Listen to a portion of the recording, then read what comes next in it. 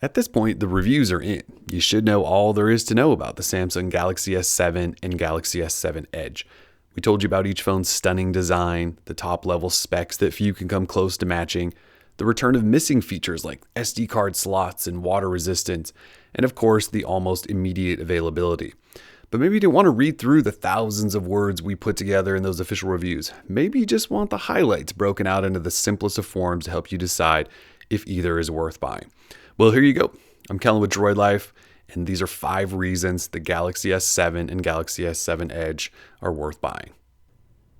So while using the Galaxy S7 or Galaxy S7 Edge, even though they have this beautiful and premium design with incredible performance and pretty decent battery life depending on the version, I can't help but think that the best feature for each is the incredibly fast and easy to use camera that Samsung included.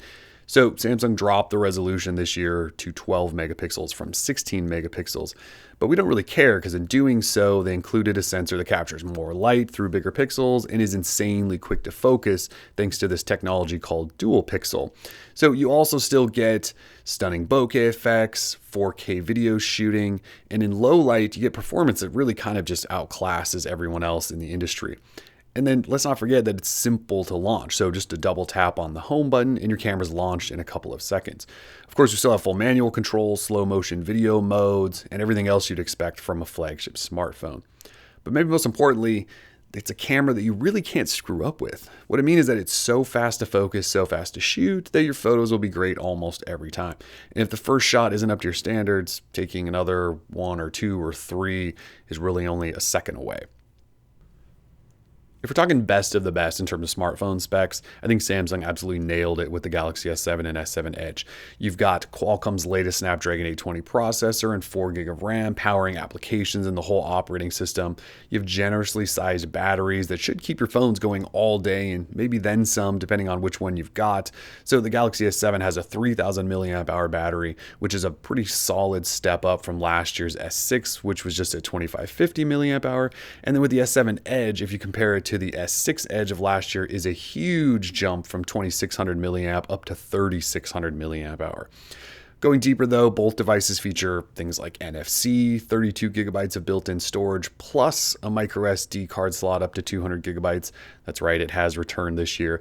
You have that 12 megapixel dual pixel camera that I talked about, 802.11 AC Wi-Fi, Bluetooth 4.0, fast wireless and fast wired charging, a really fast fingerprint reader, a whole bunch of environment sensors, a heart rate monitor, and of course Android 6.0 Marshmallow. The only difference between the two really is display size and battery capacity. So in terms of display size, the Galaxy S7 has a 5.1-inch Super AMOLED Quad HD display, while the S7 Edge slightly larger at 5.5-inch, and it's still Super AMOLED Quad HD. Of course, the Edge has the curved edges to it, but overall the specs are just incredibly high end. So if you compare these specs to anything else in the market, in addition to the inclusion of IP68 water and dust resistance, which I haven't mentioned yet, you might be looking around for a while for something even comparable. What would you say is the best mobile payment system on the planet if I asked you today? Is it Apple Pay? Is it Android Pay from Google?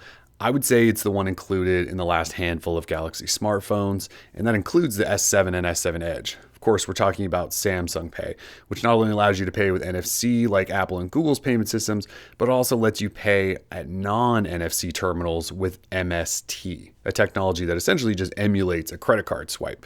So I won't attempt to explain exactly how MST works, but just know this. Samsung Pay kind of blows people's minds with its little tricks. You can go into almost any shop with a credit card swiper and touch your S7 to its card slot to make a payment.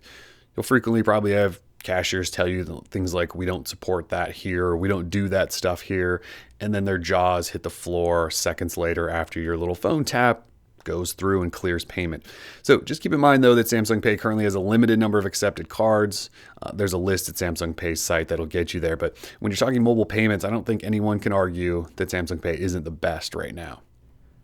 Now, I know I just mentioned water resistance in both of these phones, but it's worth standing on its own as this is just one of those features we haven't seen from many manufacturers in recent years. So with the Galaxy S7, S7 Edge, you got IP68 water and dust resistance. That should protect your phone from most of the elements in the world. that would typically render a smartphone completely trash. For example, if you're shooting pictures of your kids in a swimming pool and then your iPhone goes tumbling into the water, you're just out of luck. Apple states clearly in their company's 1-year limited warranty that they do not cover water damage. In addition, Apple, along with a bunch of other OEMs, even go as far as to build in liquid contact indicators that essentially shows if your phone has water damage, so then they can just be freed from ever replacing it. So the point is, accidents do happen. When your phone features a high rating of water and solid or dust resistance, it's one less thing you have to worry about. At IP68, the Galaxy S7 and S7 Edge are protected from total dust ingress as well as long-term liquid immersion. So when you see these videos of the S7 Edge being dunked in a pool, or in our review, in a puddle of water face down on some cement, you really don't have to worry because it's probably going to survive. Finally, one of the best things about the S7 and S7 Edge are that if you decide between one or the other, you actually have a choice. And that choice is in size and maybe a little bit of the features as well. As stated previously, the only difference between these two really are display size and battery capacity. On one hand, you have the smaller, easier to use with one hand S7 featuring that 5.1-inch display and a 3000 milliamp hour battery. On the other, you have the slightly larger S7 Edge with its 5.5-inch display and massive 3600 milliamp hour battery. But really, when it comes to which phone you should pick, it's entirely a personal preference. Do you want a smaller phone? Do you want the extra battery? Or maybe there's features baked into the S7 Edge's Edge panel worth the extra price you pay, because that is one of those extra bonuses you do get. But again, choice is a really big deal, and Samsung seems to have really nailed that decision between smaller phone or slightly larger phone. When all is said and done, these are two phones that are really easy to recommend, which we said in both of our reviews. They just seem to get almost everything right, which we don't really see in many phones. You have an amazing display on each, you have an amazing camera in each, best of the best overall specs, you have the return of water resistance and SD card support. And again, you have choice. If you like a smaller phone, you have the S7. If you like a slightly larger phone with maybe some unique Edge stuff going on, you have the Edge. Samsung really nailed it all and really created a phone that almost anyone will be satisfied with.